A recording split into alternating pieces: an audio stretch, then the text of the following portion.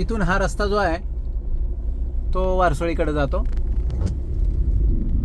आणि या रस्त्याने आता आपण सरळ जाणार आहोत.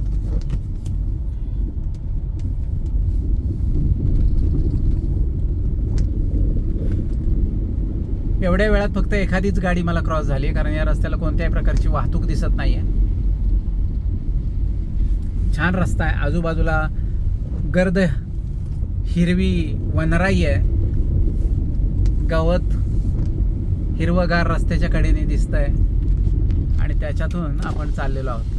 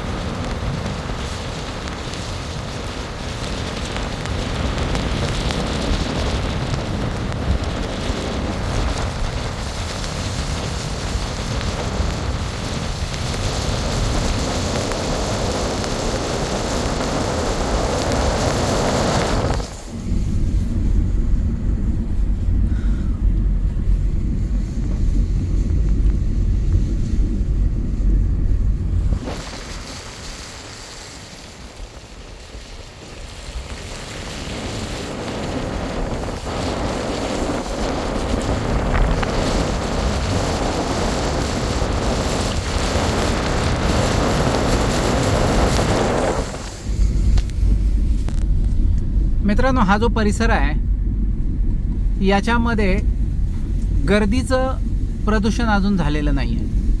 म्हणजे या भागात तेवढ्याशा प्रमाणावर टुरिस्ट येत नाही आहेत, त्यामुळं थोडासा अनछुआ असं म्हणू शकतो आपण या भागाला. उंच डोंगर आजूबाजूला, बाजूनी माझ्या उजव्या बाजूला नदी वाहते, सोळशी नदी नाव आहे आणि ती तुडुंब भरलेली आहे. आता आपल्याला दाखवता येत नाही कारण आपल्यापासून साधारण 2 किलोमीटर अंतरावर आहे नदी आणि नदीच्या बाजून जाणारा हा रस्ता, उंच डोंगर, हिरवीगार वनराई आजूबाजूला आणि एवढा सुंदर रस्ता आणि मनमोहक आल्हाददायक वातावरण आहे.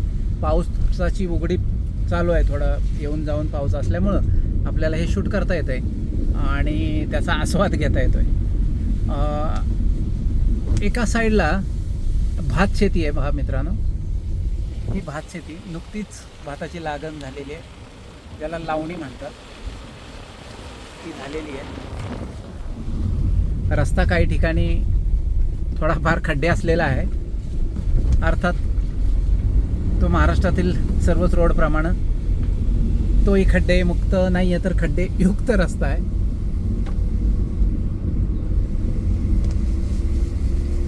आता यानंतर पुढचं जे गाव येणार आहे ते मला वाटतं रामेघर येईल.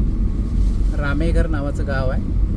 हे शेतीतून एक शेतकरी दादा त्यांचा छोटा ट्रेलर घेऊन चाललेले आहेत घरी, शेतीचं काम आटोपून.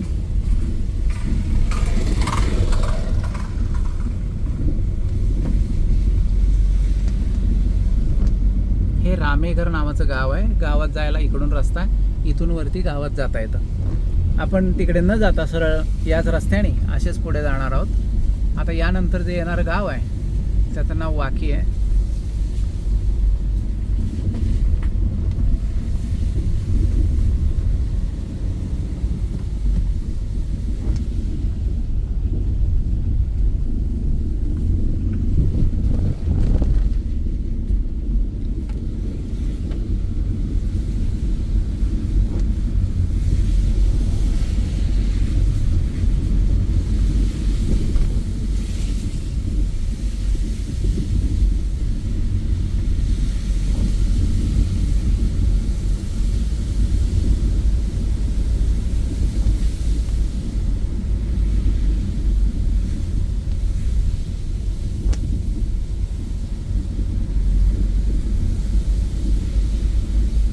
हा सुंदर रस्ता आणि त्या रस्त्याने जातानाचा जो आनंद आहे, जी मजा आहे, ती अंतर्मनात साठवत मी मार्गक्रमण करत आहे.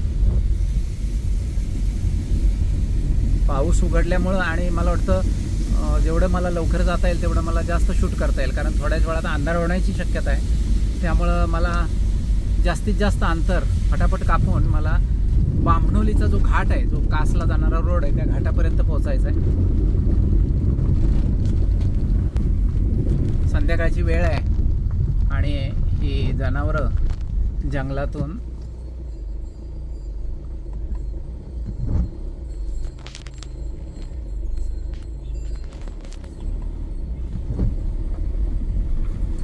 चरून घराकडे निघालेली आहेत ही जनावरं.